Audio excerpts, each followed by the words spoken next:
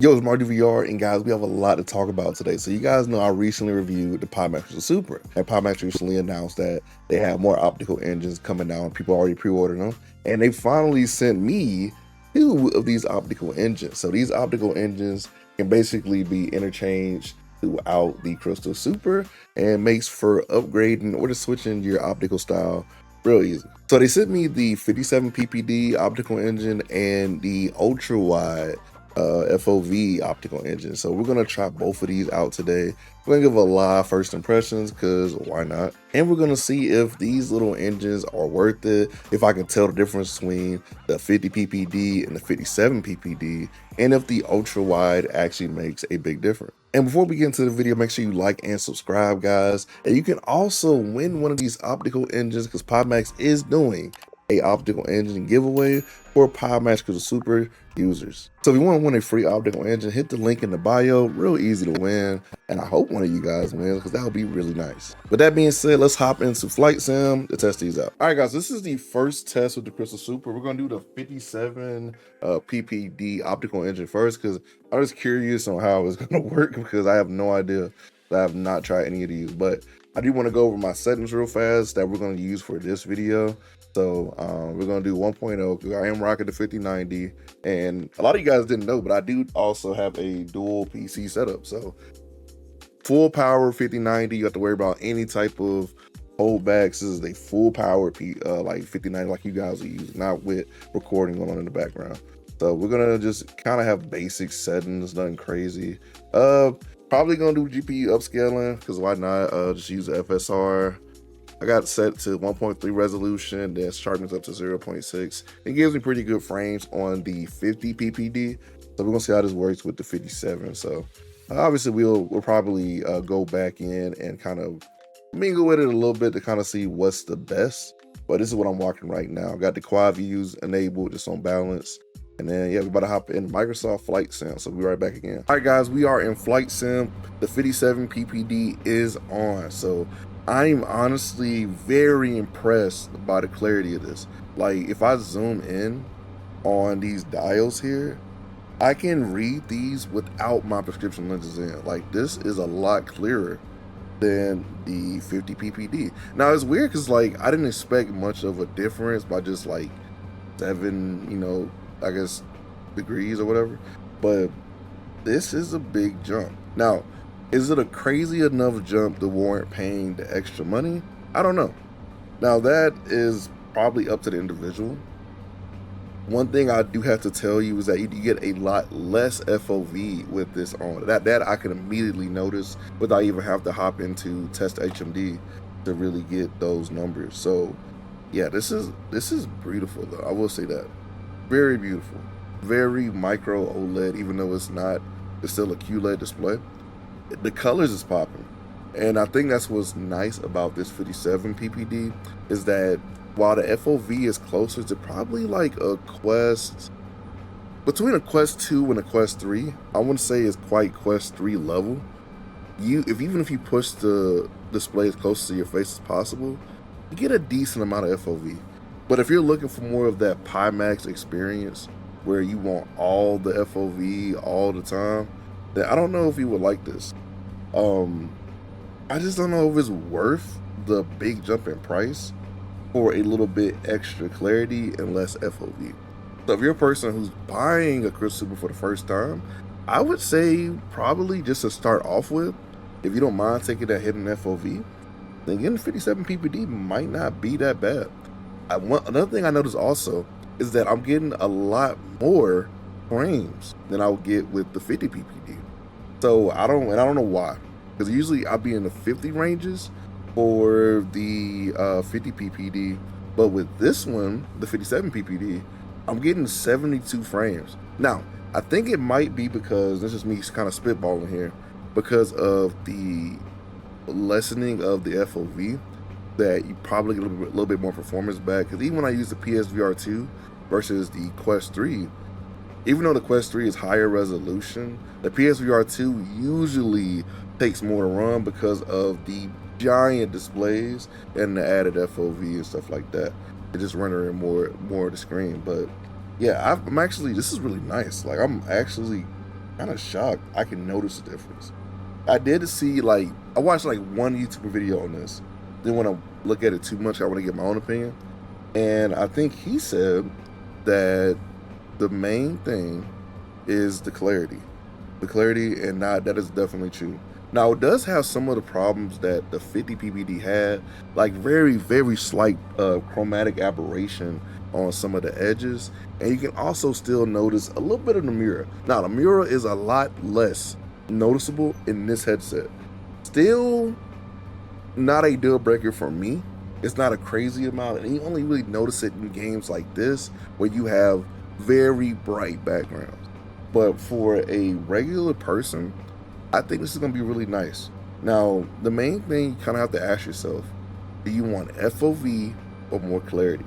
I think that's always a question when you go up to the higher resolutions, because usually you do have a trade-off of higher resolution, less FOV, or higher FOV, less resolution. It's hard to find that middle ground. Overall, though, I must say I'm very impressed. Now, I don't know if I want to take this hit in FOV, though, because me personally, I really enjoy the Pimax's high FOV gameplay. Actually, while we're kind of doing this, I want to go to test HMD to see what the FOV for the 57 PPD actually is. All right, guys, so we are in test HMD. So for some reason, I'm under the floor of the game, but we're going to test out the FOV to see what we get. And I might have to go back to my old video to kind of see what we were working with before. But I think just before I even do this, I think we're probably going to be in about 105 range. We'll see though. It's still going. Wow, never mind. What? That is a lot more than I thought it was gonna be. Okay. All right, so, and yeah, I don't know why I'm under the floor, sorry. Let's see.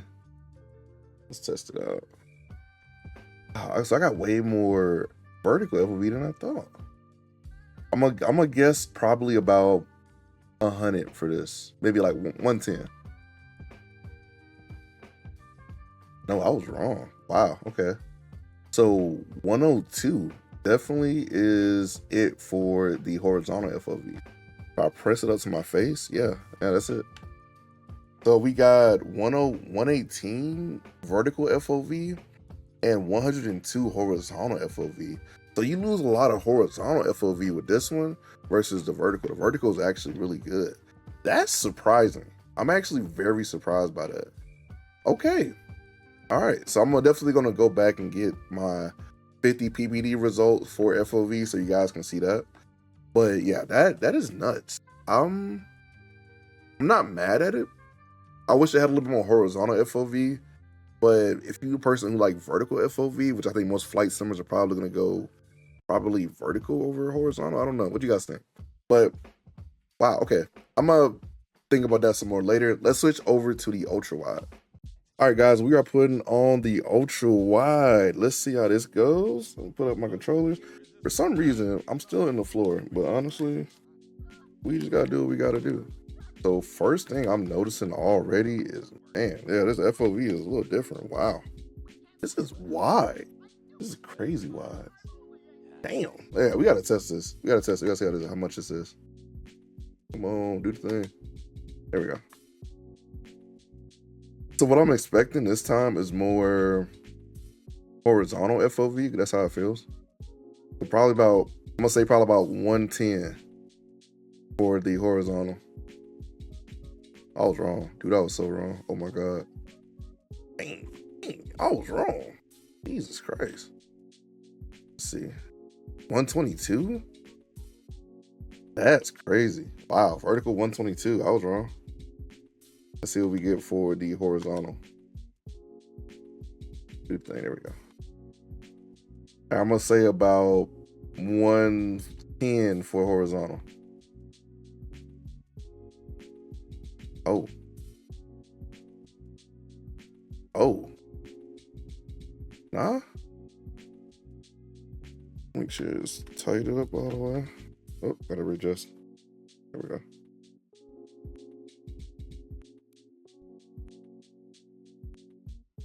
Let's see. Still see it a little bit. 124? Yeah, well, yeah, yeah, because I can't see it. Let me go back down some, make sure. Yeah, about 124. Okay, so 122 vertical FOV, and then horizontal is 124. Okay, yeah, definitely ultra wide. Yeah, hands down. Wow, that's impressive. I'm not even gonna lie, I'm very impressed by that.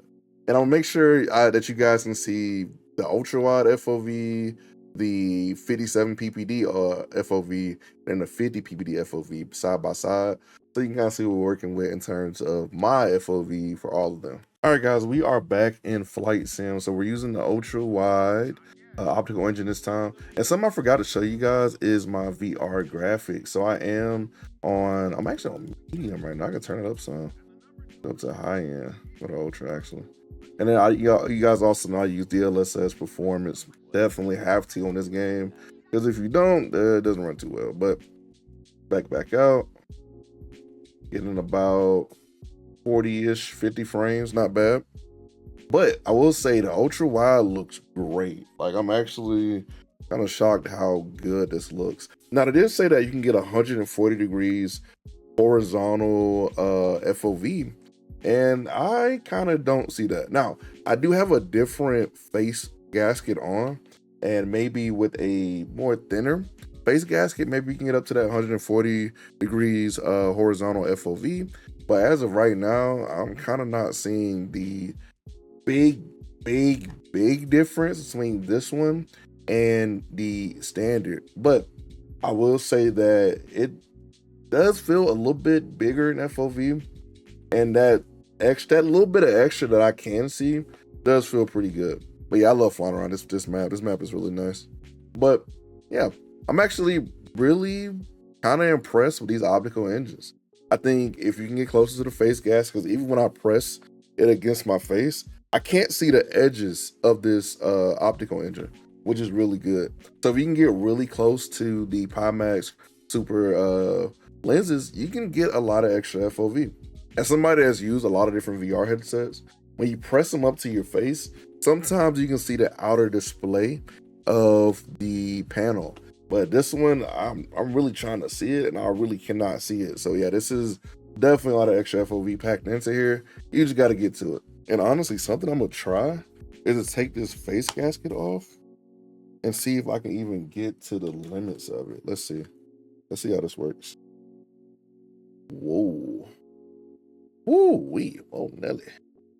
That is a lot of extra. Dang. Bro, I didn't put my eyelashes up to the thing to see the edges of the display. Wow. Let me see. Yeah, this is definitely what I was envisioning this will be. Wow. That is crazy. Yeah, I had to figure out where to get close to the lenses. This is nice. Dang. Wow. That is the most FOV that I have ever witnessed in a headset. And it's not really blurry at all towards the edges that I've noticed. Now there is some blurriness on the edges because it's just, I haven't used a lens that just doesn't have that. But the sweet spot is really big for this lens. Like, geez, man, this is crazy. Wow. All right, so I'm gonna put my face gasket back on. Yeah, a lot of FOV in there. Wow.